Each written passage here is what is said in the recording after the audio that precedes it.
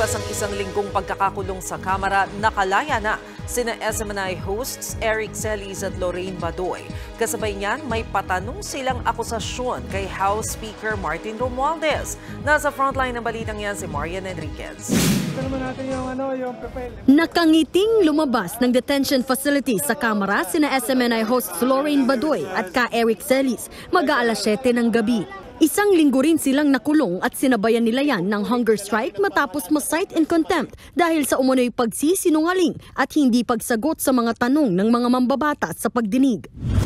Ayon kay House Committee on Legislative Franchises Chairman Gus Tambunting, pinirmahan nila ni Secretary General Reginald Velasco ang release order dahil sa humanitarian reasons.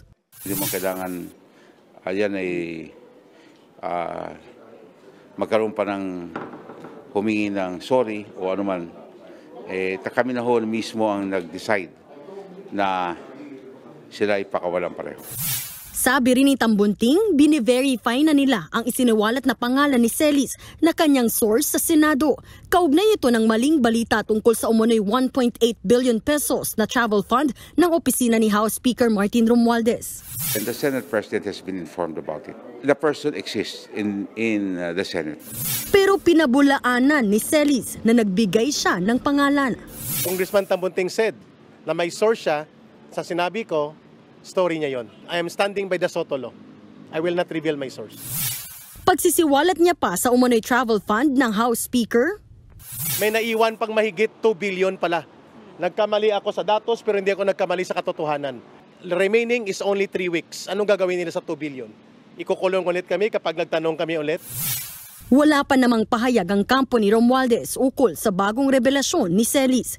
Kasabay ng pagpapalaya kay Badoy at Celis, gumulong na sa first reading ng Kamara ang panukalang layong kanselahin ang prangkisang ibinigay sa Suara Sug Media Corporation na may hawak ng SMNI.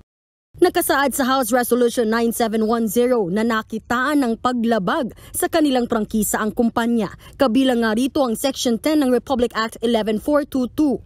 Kung saan may nagbago pala sa corporate structure ng Suara Sug Media Corporation nang hindi ipinaalam sa Kongreso.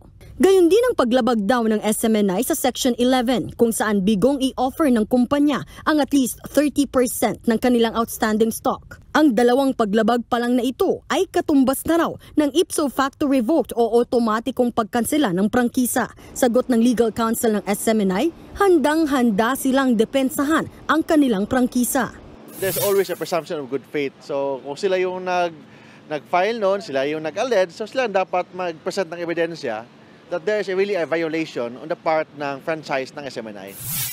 Magpapatuloy sa Enero ang pagdinig ng komite sa panukalang bawiin ang SMNI franchise. Nagbabalita mula sa Frontline, Marian Enriquez, News 5.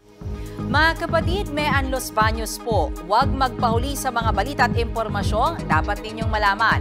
Para sa mas malawak na balitaan at diskusyon, mag-follow at mag-subscribe sa social media pages ng News 5.